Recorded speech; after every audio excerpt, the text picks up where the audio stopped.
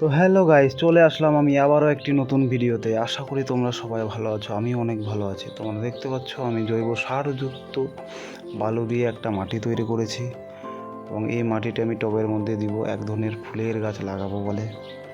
কার কার ফুলের গাছ লাগাতে ভালো লাগে অবশ্যই আমাকে জানাবে। আমারও বিভিন্ন ধরনের গাছ লাগাতে অনেক ভালো লাগে এবং দেন এখন আমরা খুঁজতে যাব সেই ফুলের গাছ।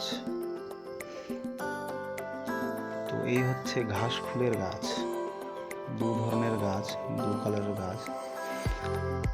তো আমার তো খুবই ভালো লাগে, তাই আমি এই গাছ দুটি আমি টবের মধ্যে লাগিয়ে দিব। তো কেটে নিয়েছি, সুন্দর করে বসিয়েও দিয়েছি। কার কার আমার ভিডিও ভালো লাগে অবশ্যই আমাকে কমেন্ট করে জানাও, এবং যারা নতুন আছো তারা আমার পেজ এবং আমার চ্যানেলকে অবশ্যই সাবস্ক্রাইব করে রাখো নতুন নতুন ভিডিও পেতে। এবং এই গাছ দুটি আমি সাজিয়ে দিয়েছি। তো আমার ভিডিও দেখার জন্য অনেক থ্যাংক